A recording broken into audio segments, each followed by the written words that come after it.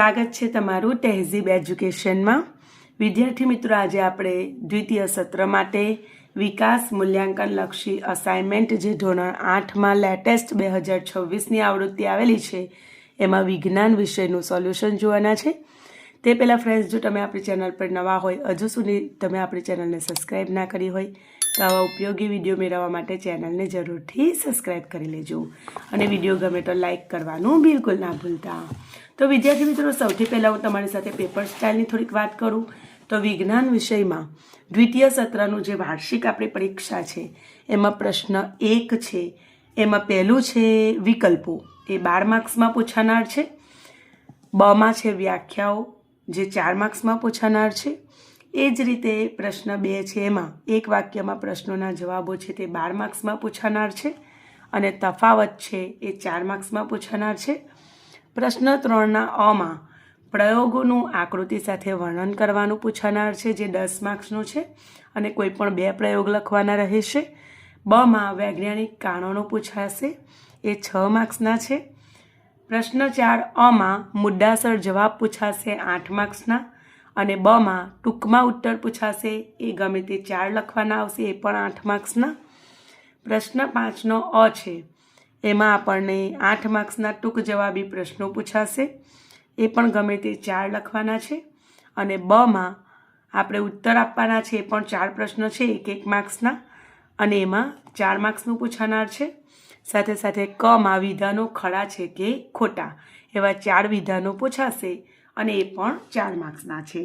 અત્યારે આપણે તમારી સાથે પ્રશ્ન 1ના અનું સોલ્યુશન શેર કરીશું। ટૂંક સમયમાં બધા જ વિષયનું બધું સોલ્યુશન તમને મળી રહેશે। તો ઉપયોગી વિડીયો તમને જો જોઈતા હોય તો લાઈક કરી અને ચેનલને જરૂરથી સબસ્ક્રાઈબ કરી લેજો। તમારા ફ્રેન્ડ્સ સાથે પણ શેર કરજો, જેથી એ પણ ખૂબ સારા માર્ક્સ મેળવી શકે। ઓકે, તો પ્રશ્ન 1નો અ છે, તો એમાં નીચેના દરેક પ્રશ્નના ઉત્તર માટે આપેલા વિકલ્પોમાંથી આપણે સાચો વિકલ્પ પસંદ કરીને લખવાનો છે। તો પ્રકરણ 7માંથી આપણે પહેલાં જોઈએ તો પહેલું, છોકરીઓમાં પ્રજનન ઉંમરની શરૂઆત ત્યારે થાય છે જ્યારે જવાબ આવશે ઋતુસ્રાવની શરૂઆત થાય છે। બીજું, નીચેના પૈકી કઈ ખોટી જોડ છે? તો વૃદ્ધિ અંતઃસ્ત્રાવ અને એડ્રિનલ એ ખોટી જોડ છે, બાકીની 3 સાચી જોડ આપેલી છે। ત્રીજું, નર જાતીય અંતઃસ્ત્રાવ કયો છે? તો ટેસ્ટોસ્ટેરોન। ચોથું, કઈ ગ્રંથિના અંતઃસ્ત્રાવને મુક્ત થવા પર પિટ્યુટરી ગ્રંથિનું નિયમન નથી? જવાબ આવશે સ્વાદુપિંડ। પાંચમું, સ્તન ગ્રંથિનો વિકાસ કયા અંતઃસ્ત્રાવની અસર હેઠળ થાય છે? જવાબ આવશે ઇસ્ટ્રોજન। છઠ્ઠું, કઈ ગ્રંથિના સ્ત્રાવના ઉત્પાદન માટે આયોડિન જરૂરી છે? જવાબ આવશે થાઇરોઇડ। સાતમું, નીચેનામાંથી કયો ખોરાક કિશોરો માટે ઉચિત છે એટલે કે સારો છે? તો રોટલી, દાળ, શાકભાજી, બરાબર, એ જવાબ આવશે। આગળ જોઈશું આપણે પ્રકરણ 8ના વૈકલ્પિક પ્રશ્ન। પહેલું છે, જ્યારે પદાર્થ પર એક જ દિશામાં 2 બળો લાગે છે ત્યારે તેઓ એકબીજામાં ઉમેરાય છે, એટલે કે સરવાળો થાય। બીજું, બળની માત્રાને ખાલી જગ્યા વડે દર્શાવાય છે, જવાબ આવશે તેના મૂલ્ય વડે। ત્રીજું, 2 સ્થિર વિદ્યુત ભારો વચ્ચે લાગતું બળ ખાલી જગ્યા છે, જવાબ આવશે સ્થિત વિદ્યુત બળ। ચોથું, નીચેનામાંથી કયું બળ સંપર્ક બળનું ઉદાહરણ છે? તો ઘર્ષણ બળ એ સંપર્ક બળનું ઉદાહરણ છે। ચુંબકીય બળ અસંપર્ક બળ છે। છઠ્ઠું, જે પ્રકારના બળમાં માત્ર આકર્ષણ જોવા મળે છે તે ગુરુત્વાકર્ષણ બળ છે। આગળ, પાત્રમાં ભરેલા પાણીના સ્તંભની ઊંચાઈ ઘટે તો તળિયા પર લાગતું દબાણ પણ ઘટે, બી જવાબ આવશે। આગળ આપણે પ્રકરણ 9નું જોઈ લઈએ। પહેલું છે, જમીન પર મૂકેલા મોટા લાકડાના બોક્સને પૂર્વથી પશ્ચિમ દિશા તરફ ધકેલવામાં આવે છે તો બોક્સ પર લાગતું ઘર્ષણ બળ ખાલી જગ્યા દિશામાં હશે, તો પૂર્વ દિશામાં હશે। હવે આપણે આગળ જોઈશું। બીજો છે, સ્પ્રિંગ કાંટાનો ઉપયોગ શાના માપન માટે થાય છે? તો જવાબમાં વસ્તુ ઉપર લાગતું બળ એટલે કે બીજું વાક્ય અને ચોથું વાક્ય, વસ્તુનું વજન. આ બંને સાચું છે, માટે જવાબ સી આવશે, 2 અને 4. આગળ, ઘર્ષણ બળ શાના ઉપર આધાર રાખે છે? તો ઘર્ષણ બળે સપાટીનું લીસાપણું, સપાટીનું ખડબચડાપણું અને સપાટીનો નમન કોણ, આ ત્રણેય વસ્તુ પર આધાર રાખે છે, માટે આપેલ તમામ. ચોથું, પદાર્થ પર લાગતું ઘર્ષણ બળ શાના ઉપર આધાર રાખતું નથી? તો સપાટીના ક્ષેત્રફળ પર આધાર રાખતું નથી. પાંચમું, નીચેનામાંથી કયું વિધાન ખોટું છે? તો બીજું વિધાન, સરકતું ઘર્ષણ એ લોટણ ઘર્ષણ કરતાં ઓછું હોય છે, એ વિધાન ખોટું છે. આગળ, તરલ દ્વારા વસ્તુની ગતિને અવરોધતા બળને શું કહે છે? જવાબ આવશે ઘસડાવવું. સાતમું, નીચેનામાંથી કયું વિધાન ઘર્ષણ માટે સાચું નથી? જવાબ આવશે ડી, ઘર્ષણ હંમેશા હાનિકારક છે. તો આ વિધાન ખોટું છે, એટલે કે સાચું નથી. હંમેશા નથી હોતું, બરાબર, કોઈક વાર ઘણી વખત ફાયદાકારક પણ હોય છે. પ્રકરણ 10, એમાં પહેલું, ધ્વનિ ખાલી જગ્યામાં પ્રસરી શકે છે. તો ઘન, પ્રવાહી અને વાયુઓ, આ ત્રણેયમાં ધ્વનિ પ્રસરી શકે છે. આગળ જોઈ લઈએ,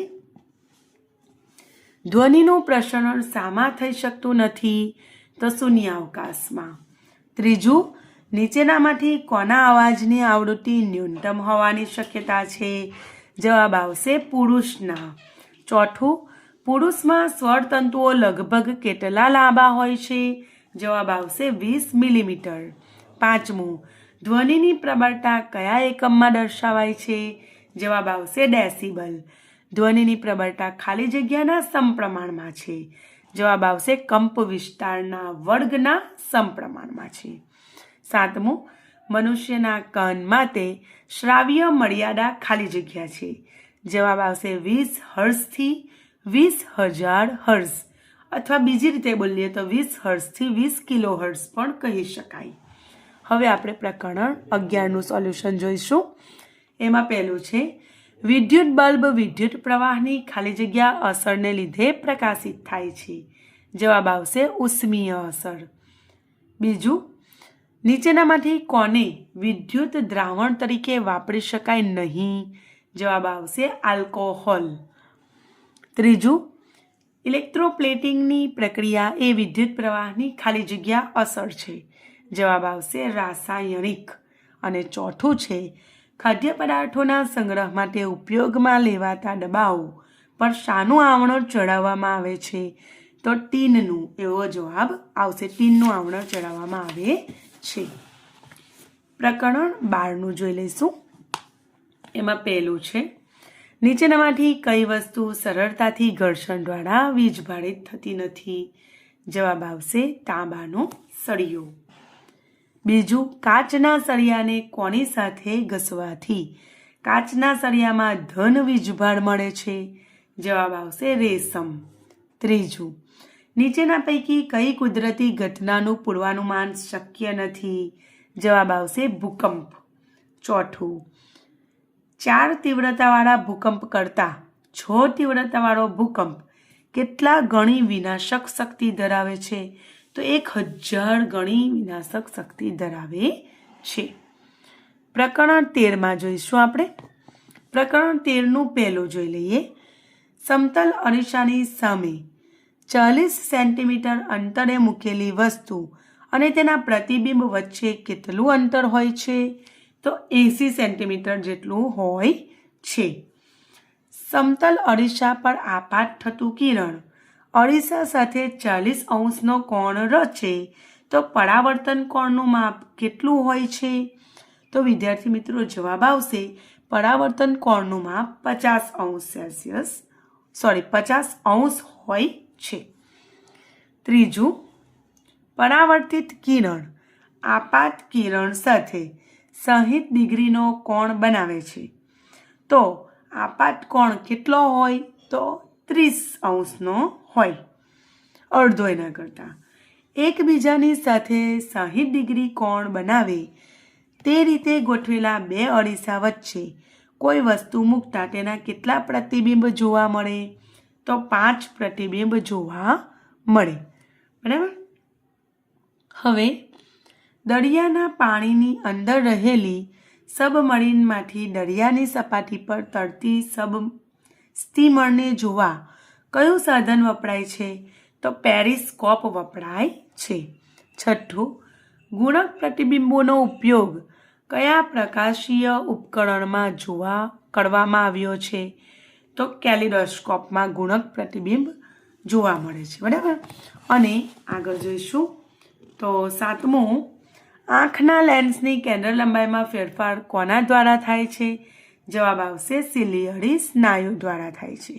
વિદ્યાર્થી મિત્રો, આમાં આપણે થોડી ગણતરી સમજી લઈએ તો એકબીજા સાથે 60નો કોણ બનાવે તે રીતે ગોઠવેલા બે અરીસા હોય ને તો પ્રતિબિંબની સંખ્યા આપણે ગણવી હોય અને ગમે તે કોણ આપેલો હોય તો 360 આપેલો ખૂણો, અહીં 60નો ખૂણો આપેલો છે એટલે આપણે 60 લખ્યું છે અને -1 એટલે -1 કરી દેવાનું.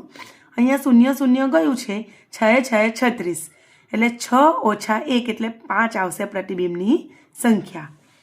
આ રીતે તમે કોઈ પણ દાખલાનો જવાબ મેળવી શકો છો. તો સૂત્ર નોંધી લેજો, 360/60 - 1 અને સાદુરૂપ આપીને તમે જવાબ મેળવી શકશો. વિડીયો જો ગમ્યું હોય તો લાઈક જરૂરથી કરજો વિદ્યાર્થી મિત્રો, અને તમારા ફ્રેન્ડ્સ સાથે પણ શેર કરવાનું બિલકુલ ના ભૂલતા. ફરી મળીશું એક નવા વિડીયો સાથે, સોલ્યુશન સાથે. ત્યાં સુધી આવજો. Best of luck.